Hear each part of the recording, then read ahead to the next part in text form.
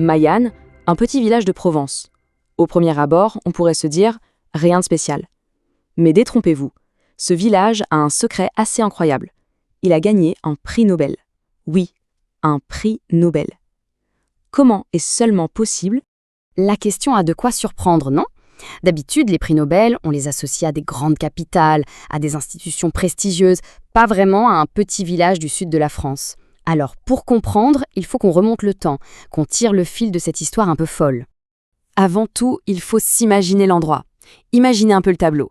Les collines couvertes d'oliviers, ces longues routes avec des platanes de chaque côté, et cette lumière. Cette lumière si particulière à la Provence. C'est vraiment là, au cœur de ce décor, que tout a commencé. Alors, c'est parti. Qu'est-ce qui fait que ce village est si spécial au point de mériter une reconnaissance mondiale? Mayanne, c'est vraiment l'image qu'on se fait du village provençal typique. On parle d'à peine 3000 habitants, un rythme de vie super tranquille, des petites places à l'ombre, bref, un vrai décor de film. En apparence, c'est un lieu tout ce qu'il y a de plus normal, mais qui, en réalité, cache une histoire absolument hors du commun. Mais ce village, son histoire, tout ça ne serait rien sans une personne en particulier. L'homme qui l'a incarné, qui l'a chanté. L'âme de Mayanne, en fait, c'est lui. Et le voilà, Frédéric Mistral. Il est né à Mayanne, il est mort à Mayanne, et il y a vécu bien toute sa vie. C'est l'enfant du pays, comme on dit, et son amour pour ses racines, c'est vraiment la clé de toute cette histoire. Et puis, il y a ce moment qui va tout changer. On est en 1904. D'un coup, le monde entier découvre l'existence de Mayanne. Pourquoi? Parce que Frédéric Mistral reçoit le prix Nobel de littérature. C'est énorme. Et cette récompense, ce n'est pas juste pour un poète, c'est pour l'œuvre de toute une vie consacrée à sa culture. Ce qu'il faut absolument comprendre, c'est son projet de vie, le Félibrige. Mistral, ce n'était pas juste un poète dans sa tour d'ivoire. Non, non. C'était un militant, un défenseur acharné de sa culture. Il a créé cette association pour une mission, sauver la langue provençale, ses traditions, son identité. Il faut bien se rendre compte de l'audace du projet. À une époque où tout était très centralisé à Paris, réussir à faire récompenser une langue régionale au plus haut niveau mondial, c'était un acte quasi révolutionnaire. Et c'est ça que le comité Nobel a salué. Et ce qui rend cette histoire encore plus belle, c'est qu'on peut la suivre physiquement, dans le village. La vie de Mistral, son œuvre, tout est ancré là-bas. Son parcours peut être retracé en visitant 3 maisons, toutes à quelques pas les unes des autres. De sa naissance à l'héritage qu'il a laissé, toute son existence est liée à ces 3 lieux. Chacun raconte une étape de sa vie. Allez, on commence par le tout début. Tout commence ici, au Mas du Juge. C'est la ferme familiale. C'est là, au milieu des champs, qu'il grandit.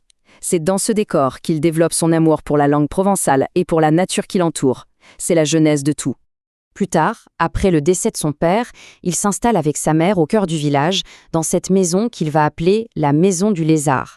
Et c'est un lieu crucial, parce que c'est ici, entre ces murs, qu'il va mettre le point final à son chef-d'œuvre, Mireio, le poème qui va le propulser sur le devant de la scène. Et enfin, la 3e maison, celle qu'il fait construire pour son mariage et où il finira ses jours. Mais ce n'est pas juste une maison. Conscient de son importance, il a décidé de la léguer à la commune pour en faire un musée. C'est le point d'orgue de son histoire, le symbole de son lien éternel avec Mayanne. Impossible de parler de Mistral sans parler de ce qui l'a nourri, de son environnement. Et ça inclut bien sûr ce vent célèbre qui porte son nom. Le Mistral, ce n'est pas qu'un nom de famille, c'est une véritable force de la nature en Provence. C'est ce vent violent qui sculpte le paysage et, dit-on, le caractère des gens. On fait la différence entre le Mistral blanc, celui qui arrive avec un grand ciel bleu, et le Mistral noir, beaucoup plus rare, qui amène les nuages et la pluie. Et attention, ce n'est pas juste un petit courant d'air. Quand on regarde les chiffres, on voit que le vent souffle plus de la moitié de l'année. Imaginez, en moyenne, 100 jours par an de vent fort. Ça fait partie du quotidien, on ne peut pas y échapper. Au-delà du vent, le climat, c'est du pur méditerranéen. Des étés bien chauds, très secs, on peut monter à près de 32 degrés en juillet, et des hivers plutôt doux. C'est exactement ce climat qui donne ce paysage de carte postale qu'on aime tant. Bon, pour finir, voyons un peu comment cet héritage de Mistral n'est pas juste une histoire dans les livres, mais quelque chose de bien vivant encore aujourd'hui à Mayanne. Même le blason de la ville, il raconte cette histoire. Il est le symbole d'une identité très forte, très enracinée. Finalement, c'est cette même identité que Mistral a défendue toute sa vie. Et cette culture, elle n'est pas au musée, elle est dans la rue.